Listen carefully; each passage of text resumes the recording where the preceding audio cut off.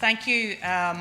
Michelle and I said yesterday we have now reached the most critical phase of our efforts to try and slow down the spread of the coronavirus.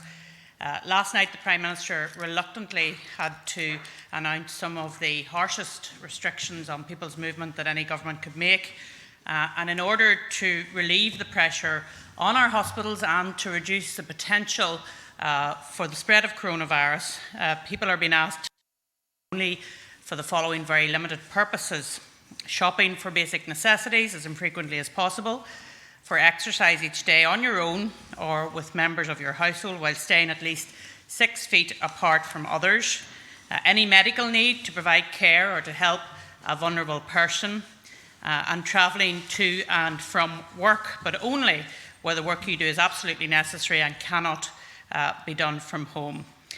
In simple form, don't go to work if it is possible to work from home. Where it is not possible to work from home, then people should turn up to work and practice social distancing. Most retail will shut, aside from those selling essentials such as food and medicine.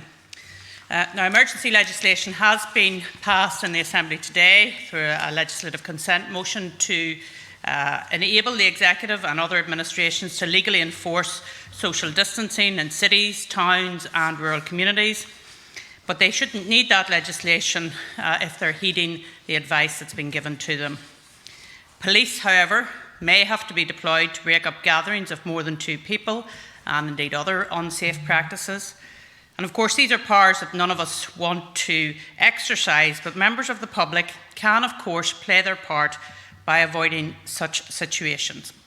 All people, young and old, need to take the threat of coronavirus seriously and stay at home unless it is absolutely necessary to leave. And this is an anxious time, I know, for many people with underlying health conditions, and they need to stay at home.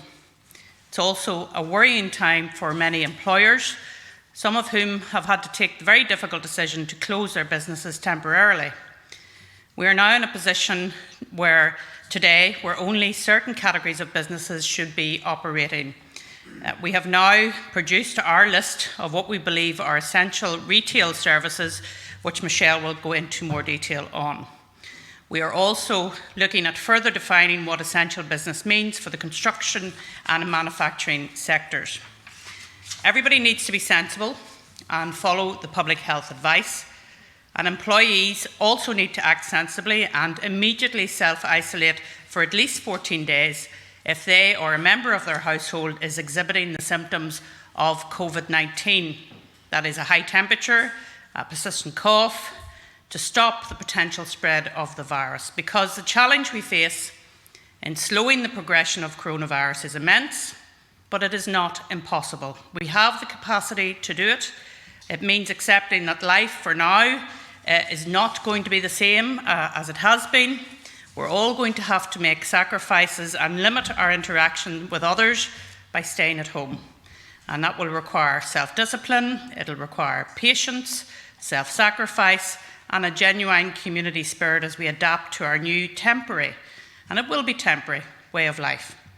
Coronavirus is no respecter of who you are, whatever your age is or wherever you come from. But if our society doesn't take these steps this week to limit the spread, our health service will come under unprecedented pressure and more lives will be lost than if we had taken the preventative measures. So it's as simple as that. Please, wherever possible, stay at home. We have faced these many challenges before. We have overcome them and we have emerged stronger. So I believe we can overcome this particular challenge together. And now I'm going to ask Michelle to speak.